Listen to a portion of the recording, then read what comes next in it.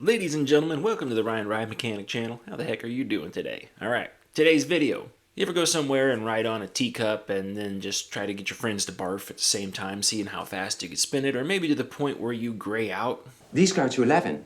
Yeah, me too. Let's talk about how teacups work. Now get ready. Here we go. If this is your first time here, please make sure you like, subscribe, share, do all that stuff. It does help me out. I do appreciate it. Alright, today's video, we're going to be talking about teacup rides. Now, there's a lot of things that are pretty simple on these rides, and some things that are also pretty simple on these rides. There's not much to them, so we'll try to just move along in progression and just get this video wrapped up and spinning as fast as we can. So there's really two types of teacup rides out there. The first type is more of a small, more of what you find like a kid's version, a traveling version. And these are trailer mounted typically. If they're on the ground, it's typically the wheels have been taken off and they're just sitting on top of there. Like I said, kids areas is predominantly where you find these things. They are of similar construction to the larger teacup rides, but they're lacking some of the big basic principles inside of them. And they're kind of like, it's like a halfway ride. So let's talk about those real quick because these concepts will transfer over into the bigger teacup rides that I want to talk about. So for the traveling version, it's on a trailer, like I said. The base part that you sit on is called the platform. The platform basically will fold up on those smaller models and it will look like a taco running down a road. So of that, it typically has a couple teacups with that of a spindle, the bearings inside of them, and the actual cup sits down on there. And the way those things work, and I'll get into that stuff more in detail with the bigger ones. Like I said, these terms kind of transfer between these two. So the way the smaller traveling ones work is they simply sit on a large slewing bearing in the center, and there is a motor gearbox that rotates that entire platform around. Now, as you're going in the teacup, you simply grab the center wheel and turn the center wheel. I'll get into that as well. On the bigger ones, that's where I'm going to spend most of my time. But that's realistically it for those things. Large platform, gearbox, turns it, spins. You grab your teacup and spin it around. That's pretty much the end of that. They have a braking system on there. It is simply just a magnetic puck that sits underneath there. That is you can go buy them at the hardware store. It's a trailer brake. That's all it is. It's an electromagnetic coil that sits up underneath there, and when you apply the voltage to it, it simply grabs the rotor and pulls up hard against it and tries to stop the assembly. Okay, so that is a small kid's portable version. That was pretty easy, right? There wasn't much to that. Pretty much just your platform, just the cups, and then you move along. Now, on the permanent versions, or the larger versions, which are pretty much all permanent, they're a much more in-depth installation and everything else. Okay, so first, let's start with a hole in the ground. Not like a sinkhole, but like a giant round hole that's cut typically into the ground that is on the average about 8 feet deep down inside the ground. Now, what is down inside of that big hole? There is a center pylon that the main bearing will sit on for the entire attraction, that the entire platform will bolt to. That main bearing sits there. And then there are smaller pylons that rise up around the mid to outside of that. What are those for? Well, that is for the drive system of the platform. So here's a fun fact. Did you know that most teacup rides actually have a track that they ride on? That's right. Underneath that platform, there is a large ring. A lot of manufacturers use basically either it's a concrete ring with metal track on top. Some manufacturers, like the Zamperla one I worked on, had a large I-beam that was essentially bent into a circle, and that is what the platform rode on top of. Now, when I say road, it's like, yes, it actually had wheels underneath there. That's how the thing did. But you said, like, well, there's a giant slewing ring in the center of that thing. That is correct. That is to center the rotation. So the slewing ring itself would keep the entire platform centered in the middle of that big pit. Now, underneath that platform, it had its own structure, its own, like it had I-beams and stuff underneath the platform itself. Now, those had giant motors mounted on top of them. In fact, ours had 5 motors underneath it. Ours was a pretty good size. It was about 50 feet in diameter, pretty large. So it had motors underneath the thing. So it used a large AC motor with a reducing gearbox, and then its output would drive through a flexible coupler. This was to ensure that would smooth starting and stopping of the ride. It would go through a flexible coupler and then into a large wheel. Now, typically the wheels used were essentially just a large forklift wheel. They were about 300 millimeters in width and, probably about 500 millimeters tall. They were pretty big, solid cast iron hubs, too. Very heavy to deal with. They weren't easy to move around underneath there. So those 5 motors made up the drive system underneath the platform. So those motors would turn on and spin the platform and get your main rotation. The big platform that you sit on is the main rotating platform. Those drive motors drove the platform around. Now, the reason why that pit had to be so deep underneath there is because every day you had to open up an inspection hatch and crawl down or go down underneath there. There's typically a ladder that also hangs down that doesn't hit anything else, so the ladder just rotates with it the entire time. And then there's lights mounted on the walls on these things typically, but there's also a lot of dark, shadowy areas that you can't really see that well, so you typically need something like a flashlight or a headlight or something to get underneath there and look at the condition of the welds that are making the platform hold together, the beams, and all that other stuff. And then a lot of these things also have the problem with groundwater intrusion. I know ours did for sure. So the basin, the concrete basin that the entire thing sat in, had drain holes in it. But at our particular park, the drain holes were also lower than the local water table. So that ride always had about an inch and a half or so of standing water at the bottom of the thing. Not great. We tried plugging them, but it would seep back in through the edges and stuff like that, and there was just always water in that thing. Not good at all, but those were local conditions that we just had to deal with, and the park never thought to, right next to the thing, just like a swimming pool, you could drill a sacrificial well and drill a hole way down there and let that groundwater go into that well instead of the ride, and then pump the groundwater out of there. They didn't want to do that. I don't know, maybe there was environmental concern or something around that, but they never decided to do that, so we always had a lot of water to deal with underneath that thing. All right, so on the platform, there are 3 to 4 to 5 smaller platforms on top of that platform. Those smaller platforms are actually called, and I'm going to use Zamperil's verbiage on this, but I'm not sure if every manufacturer is the same here, but those smaller platforms are called flats. So you have the main platform, and then you have flats. So the flats is what the actual cups would sit on. So the flats are supported by another it was an external geared slewing ring that sits in the middle of it. So you'd have the platform that would support the geared slewing ring that would have the flats on top of it. Now, underneath that, there was another set of drive motors, one for each flat that goes all the way around the ride. So if you had 4 flats, you would have 4 drive motors for each one of those things. Now, the flats would not rotate the same direction as the platform. So let's start this up in our minds. You just look at it from the very top of it and say, we're going to make a circle, and that's going to be the platform, and we're going to spin that clockwise. Counterclockwise for your direction, whatever. We're going to spin it clockwise. As it's rotating clockwise, each flat on top of that, you do not want to spin that flat clockwise as well. That would cause a runaway scenario where they would just go too fast. We've accidentally wired motors up before when we were replacing motors on the flats, and we've hooked them up backwards, or we had them wired the same way they left, but the motor company did something different, and now the motor was backwards. No big deal. Out of the 3 phases, you just pull 2 out and reverse them and put them back in there, spins the correct direction.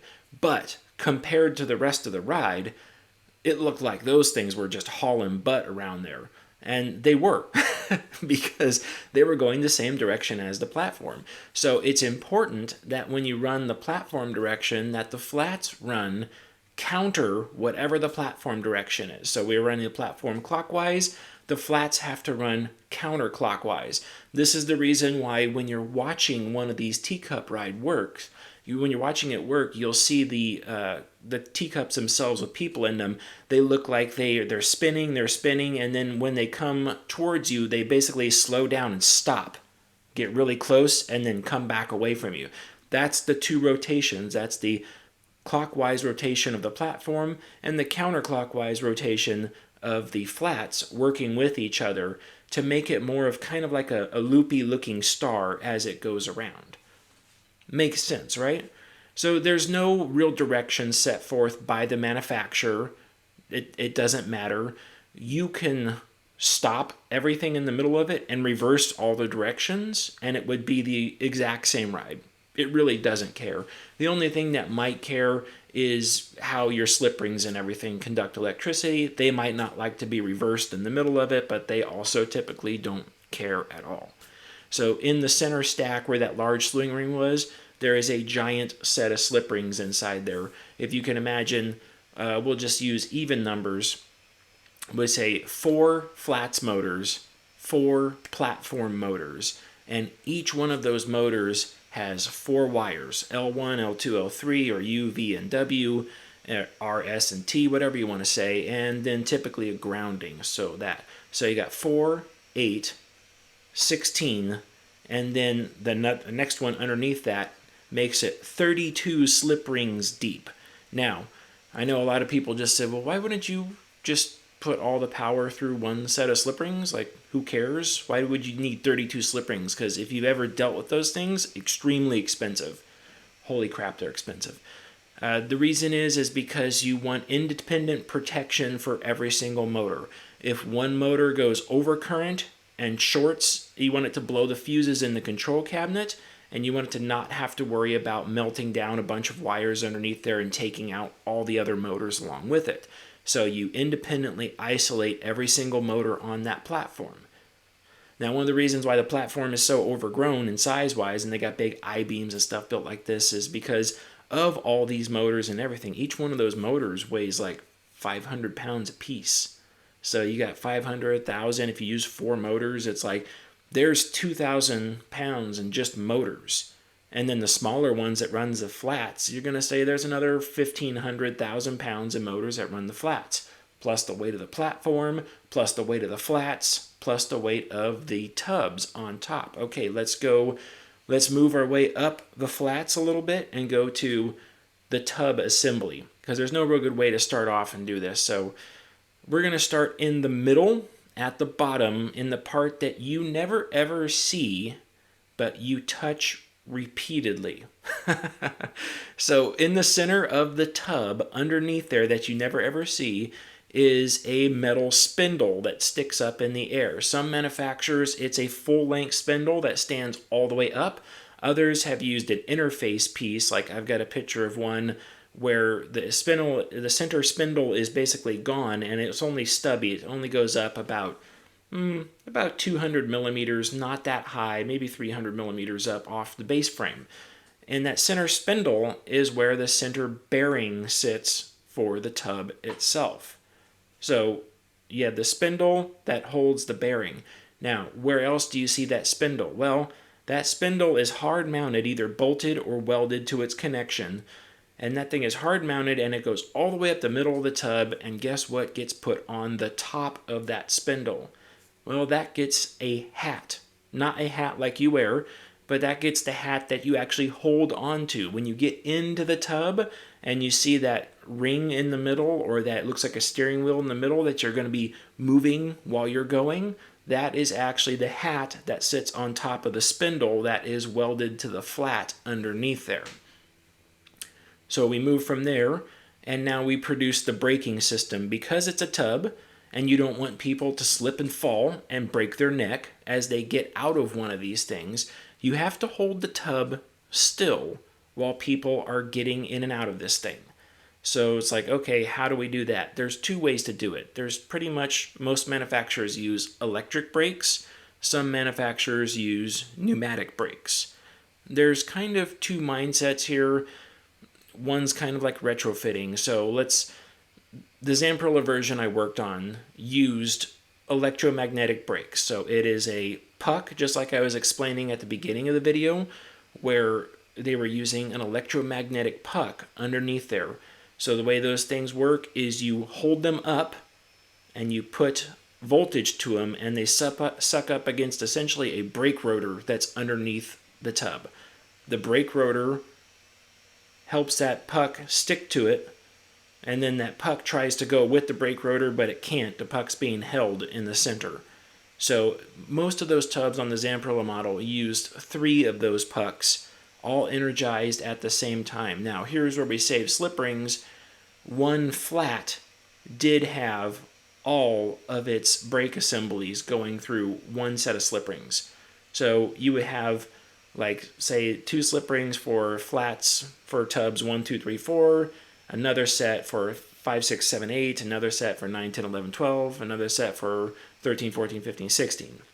So you'd have independent slip rings for those. So now if you blew a fuse, you were essentially down to those 4 tubs with your problem, which is, 4, 8, 12. It's only 12 little pucks that you have to look at. Now, the pucks don't have a reusable or wearable surface on them, so once they get worn down far enough, they start to lose their grip on the tub, and then they also will eventually just short out against the rotor and blow the fuse if they get that far. So if you're getting into one of these tubs with electromagnetic brakes and you're getting in and you feel the thing move a little bit from side to side and you also hear it hum at the same time, that is the electromagnetic pucks.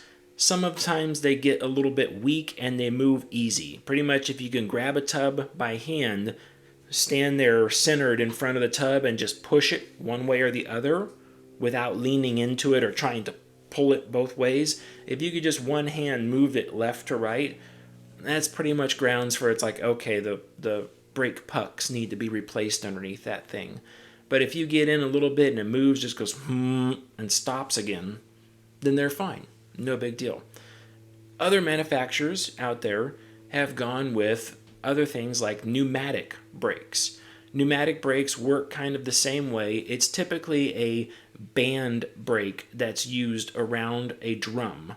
So the band brake is pulled with a little pneumatic cylinder around the drum. That way it uses just a little tiny bit of air pressure to really hold the whole thing. Now, one of the things you can't do with these brakes is make them tight. So people will say, well, why wouldn't you just tighten that thing up and to make it where it can't move at all?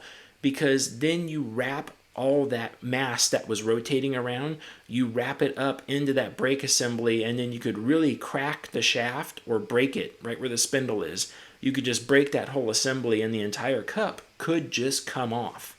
Have you ever seen that one video where the people were in this like little, it was a mini cup ride, but it was like ducks or something, and they were spinning it so fast, the spindle broke, and the entire duck just came right out of the ride. I think it was a duck.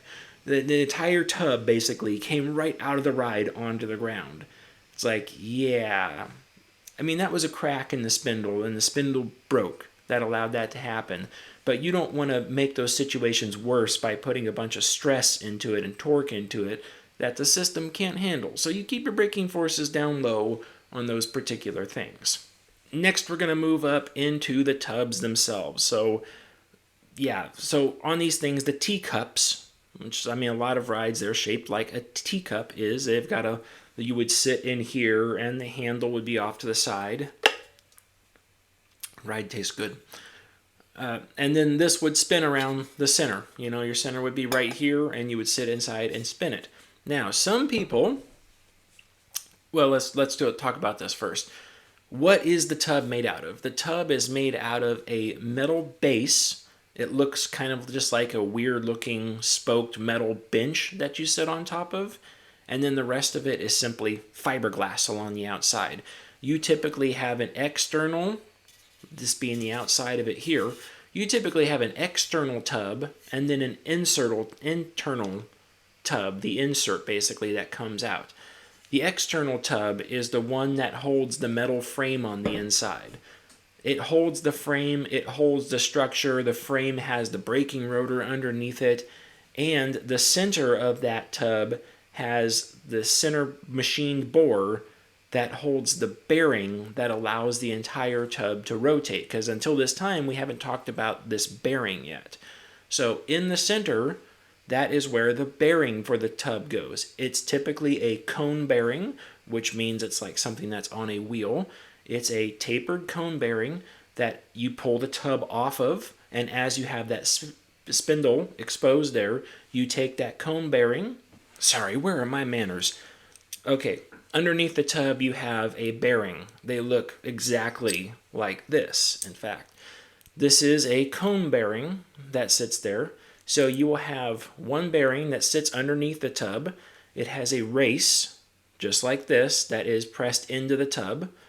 So you will go to the spindle and set this guy down over the spindle. So it's sitting there like that, greased and ready to go. And then you bring the tub that has the other race, and you set the tub down on top of the entire thing like that. Now the tub can free spin. Tub is still wobbly, but it can free spin. Why is it wobbly? Because it's missing the other bearing. You typically have two bearings sandwiched with each other down here at the bottom. Why don't they use a smaller slewing ring to do this? Slewing rings typically take a lot of energy because they're so precise, and they want this thing to move quickly because little people could be operating this, i.e. kids could be operating this, so they want to be able to move it. So what they did is they took that bearing that's sitting right there like that, and they said, okay, we're going to take another race and put it in the tub this way. And then you're going to take another bearing like that and say, well, once the tub is all the way down, then the tech comes over and they take the final bearing and they slide it right down that spindle again, and they put it right inside like that, and then they put a retention cap on the top of it. It could be a threaded like nut that goes down on top to hold it, or it could be like a plate that bolts down onto the bottom. Lots of people do this a lot of different ways. But in this sandwiched assembly of two bearings, that is where the grease goes down there. And this is what allows the tub to rotate so freely, is this bearing right here. Now, after that, you have the spindle coming up to the top, and you have a hat that goes on top of that. Now, the insert inside the tub, the piece that you ride in, the insert is simply just for you to sit on. You're sitting on top of the metal frame that's on the bottom side of the insert. There's really not much to there. Zamperla did a service bulletin where they wanted seatbelts installed in their tubs. I totally disagreed with that, but that's the manufacturer, whatever. But they decided to put seatbelts in theirs. I thought that was more of a hazard than anything else, because now you have these little brackets that are hanging off of this nice smooth tub, and if for some reason it stops, that bracket's going to try to go right past you and could damage something. I don't like that in general. All right, so in the tub, we're going to move up to that hat again. The hat simply just sits on top of that spindle, and it typically has a cross pin that goes through it. Now, the cross pin is one of the biggest safety concerns. That hat and that cross pin is the biggest safety concern of any of these things. So the reason why, have you ever used a lathe? Woodworking, metalworking, kind of the same thing. You have a rotating assembly. Well, what's one thing you don't do around rotating assemblies? Everybody on this channel should know it. If you don't, pay attention. You never get anything loose around a rotating assembly because it could grab your clothing and suck you into that rotating assembly. Most machinery does not care about you because you are typically smaller than the forces that machinery produces, i.e. that thing will really mess you up, mutilate you, or kill you upon doing it. So when it comes to this hat, the way the cup works is that when you rotate that hat in the center, you're actually not rotating anything. It's anchored down, it's welded, it's not going anywhere. As you turn that wheel, you are actually turning the tub.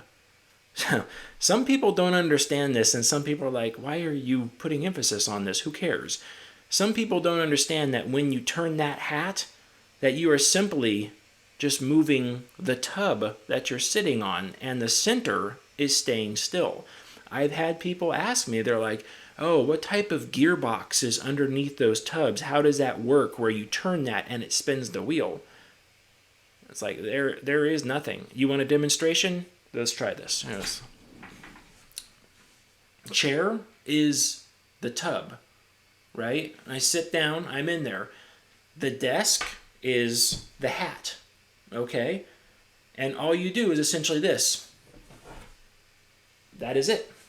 That's all it is. You could just take it and you can move the tub either way. That's all you're doing. You're using a fixed spot to turn something that rotates. Have you ever noticed how some of them are hard to turn? Well, that depends on how many people you have in that tub with you. The more people, the harder they are to turn. The less, the more crush that's on those particular two bearings down there at the bottom, the harder that's going to be to turn. The heavier the grease is inside those bearings, the harder they're going to be to turn. Underneath that hat, you have that cross pin that basically holds the hat to the shaft that goes there. Now, some of them on the inside, they don't necessarily have a shaft.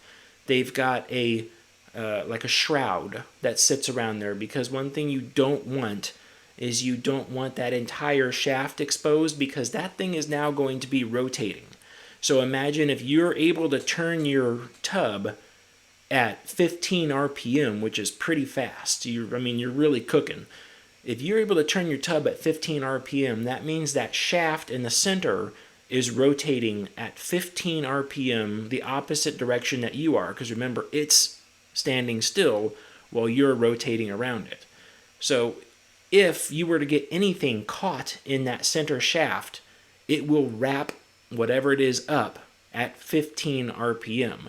This is the biggest danger of any of those teacup rides, because you can't do that. There is so much mass involved in those tubs. If you think about it, if I am sitting there with two more people my size, plus the weight of the tub, and the tub weighs a good 1,000 pounds by itself. So if I'm sitting there with all that weight inside of there, and we've got it spinning at 15 RPM, and suddenly my clothing catches on something, I'm going to get wrapped into that just like a piece of machinery, and it's going to be bad. Bones will be broken, all sorts of stuff. Bad news all the way around. So what they do is they protect that center shroud all the way up until it gets to that hat at the top. And then typically you have to stop there so that the hat can rotate, or the tub can rotate independent of that. Well, the hat typically has a cross pin that goes through the hat, that pins the hat to the shaft that goes down. That cross pin is typically like a roll pin that's driven in from one side. That cross pin could come loose. If it starts to come out of that hat, you now have a perfect little piece that could catch something like a jacket or a sleeve or something else. So that's one of the reasons why they're like, one of the biggest things on the inspection of these rides is to get in each tub and feel around that center section. If you're not going to visually do it, you have to feel around it and feel for anything that might catch any sort of clothing underneath that hat, because that is going to cause all sorts of damage to people. Not necessarily the machine, but people. Alright, we're doing the teacup thing. Got Sun in here. We're going to figure out just how fast we can go on this thing. Matterhorn has scaffolding on it. Matterhorn does have scaffolding on it. There's hard hats and The key thing with these rides is underneath here, there can't be anything here that will catch you, because this will suck you around into the machine basically and cause damage, like life damage. So that has to be good. But other than that, everything's good. We're closed, ready for our minute to win it. Now, moving outside of the tub, we get to the gate. So there's two different mentalities that comes with this gate. The first mentality is that the gate needs to be locked. Okay, the Zamperla models I worked on, they put little latches on there so people just couldn't open the gate while it was running. The second opinion, or second train of thought, is that the gate is held closed by centrifugal force, because as you're swinging that thing, that gate is trying to go out further and further and further, and it can't because it's going to be wedged in there. So for those people, they say, well, simply just watch the patrons and make sure they don't open the door. Who does this? Well, actually Disneyland does it. They do that. They curve the inside of their tub to where the gate only swings inward, and when it comes out, it latches, it basically gets between a wedge, and it essentially can't pass that thing to open up the rest of the way. The Zamperla models, they wanted their people to get in and out of the tub easier, so they made the gate swing outwards away from that tub.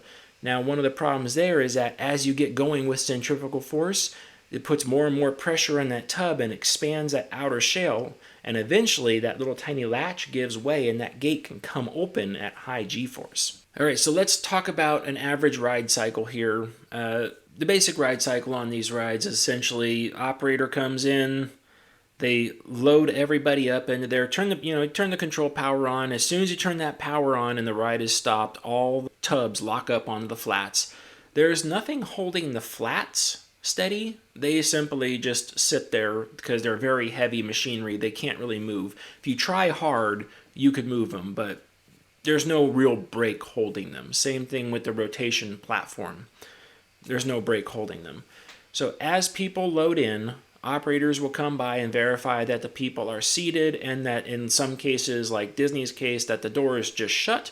Operators for like the Zamperla case has to come in and actually use a little key to actually shut and latch the door. Some other manufacturers use a latch and door assembly. They simply don't lock it, so that it's up to the people just to close it, which speeds up load time. Great. Operator goes back, does their check, make sure the exit gates, entrance gates are clear. Typically use something like a dead man switch or a dead man pedal. Put their foot on the dead man pedal, hand on the presence device, whatever it might be, hit the start button. When you hit the start button, there's typically two things that happen. First thing is the platform starts up. As the platform starts to rotate and get up to speed, doesn't take much actually, only about a quarter of that platform. A lot of times then the flats will start up spinning from there. Just like I said earlier in the video, platform will go, let's say, clockwise. The flats will turn counterclockwise to make sure the rotation isn't too extreme for people. Now, the reason for the staggered startup is because a lot of times it's simply just power management from the manufacturer. Can you start both the flats and the platform at the same time? Absolutely.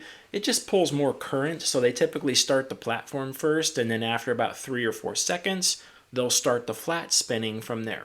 So after the cycle's finished, basically all it is a timer that runs time. So after like a minute, minute and a half, 2 minutes, whatever the park has the time set for, the timers simply just time out, and on a lot of rides you use a braking resistor to slow the drives back down. So the motors basically kick into brake mode. You use the braking resistor and slow the two back down. The flats automatically apply the electromagnetic brakes to the bottom of the cups and slows you back down. The ride comes to a stop, the operator turns their key off, they get out, let everybody off. And that's pretty much a basic cycle for those rides. On rides like, I know at Disney, was it Disney World or Disneyland, maybe both of them, they experimented for a little bit with basically trimming the speed of the cup. So basically, as the thing was running, once they would get past a certain speed or up to a certain speed, the brake would essentially drag, preventing them with going too fast. I believe they removed that. I don't have anything concrete there, but I believe they removed that probably because of the extended wear on all the items, like driving a car while you're holding the brake. It's not a good thing. Kind of sucks for parents and everybody else too, but I think they took that out because last time I was on there, they moved pretty freely the entire time. But theirs are pneumatically applied brakes on that particular one. During the off season, there's not too much to do to them. You can pretty much repack the bearings with grease or replace the bearings. NDT requirements, a lot of times the manufacturer requires you to remove the tub and do a visual inspection of the spindle and make sure that it's okay and not cracked.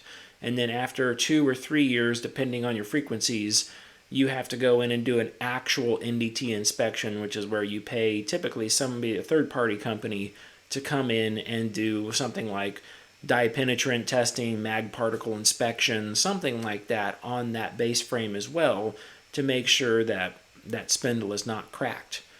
Now, some parks go above and beyond and do that MT testing or that mag particle testing every single year. Of course, there's nothing wrong with that. You can always go above and beyond your inspections. Makes the ride safer. It's a win-win. Story-wise from these things, I don't have too many stories on them. There's really not much that goes bad. Honestly, trying to get a drive motor or one of those big heavy wheels up and out of the pit is the hardest thing to do, and it's more MacGyver ingenuity than anything else. It's not really story-worthy. That was the one time where I went down there with the operator, and they said that the ride wouldn't start. So I said, okay, show me, because I'm always like, just show me what's going on. So show me that it won't start. The operator put their foot on the pedal and their hand on the palm switch, and then they did their little all clear thing, and they hit the dispatch button, the start button, and then they're like, see, it won't start. And I'm like, where's your operator present key? Because you needed an operator present key in the ride to say that the operator was there. So yeah, 3 forms of redundancy on presence. I can hear the comments now. And I said, where's your operator presence key for this ride? And the operator looked at me square in the face and was like, this ride needs a key? Okay, let me call your supervisor over. Hold on. We got some we have a training opportunity here at this particular ride. Also, if you're around, there's this one horrid picture that I throw up every once in a while of looks like a white fuzzy spider underneath there. It's like, yeah, that's an old spider carcass that, knowing what I know now, it's got mold growing from the inside out, but it turns into white fuzziness, and woo, that thing will haunt your dreams for years to come. That thing looked nasty. But there weren't too many other things. There was a lot of spider webs down there, but not too much other stuff. We didn't have to worry about snakes or anything like that, luckily. There's nothing going on there. And other than that, it's pretty much just normal wear and tear on those rides, replacing the drive wheels underneath with just fresh drive wheels. Those particular ones, we always had the trouble with flat spotting on those things. So in the morning time, the first half an hour of the ride's operation, maybe an hour of the ride's operation, as the platform would start to rotate, you would just hear all the flat spots on all the drive tires underneath there just going thump, thump, thump, thump, thump, thump, thump, as the platform started to speed up and go around. Flats, we never really had too much of a problem with flats out there. But anyways, I'd like to know if you've encountered other things, because there's a lot of people that have worked on a lot of teacup style rides out there. The little traveling one, we had an accident internal on ours. I was right there when the guy did it too. Like, we were troubleshooting a click as we were going around, and we had the inspection plate off, and it was going around, and you could see like the pinion gear would come by, and we were trying to, like, what is that click? So we just had the inspection plate off so we could listen to it better. Well, for some reason, the guys had asked the electrician out there, like, hey, can you come along and help us? Maybe it's an electrical click. I don't know why they did that, but I had just showed up while they were doing this, and we got one guy running this little kid's teacup ride, and it goes like 6 RPM, so it's moving really slow. And I got 3 guys on the platform, including the electrician, that are just staring at the center ring. And the electrician, not being familiar with, rides and stuff like that, just goes, I think it's right there, sticks his finger right into the ring and pinion right as the pinion passes by, and just splits the end of his finger open. I'm just like, oh my gosh. Why? It's a rotating assembly, but it's deceiving because he was on the part that looked like it was stationary. Man, that sucked. That was an accident for him. No bueno on that one. But yeah, rotating stuff. Sometimes we do things on rides that's not easy to troubleshoot or get out of either. So we have to do weird things and creative troubleshooting, but kind of want to know, it's like, what other rides are out there? What other teacup rides are out there? What do people have experience with? It's a pretty standard style the way these things are put together, but is there some quirks out there? I want to know about it. Let me know. Either shoot me a comment downstairs. You can always email me at ryantheridemechanic@yahoo.com. Leave a comment, subscribe. That does help me out, and I do appreciate it. And let's see. I think that's it for this video. All right. Have a good day. Stay off the air gates. Bye.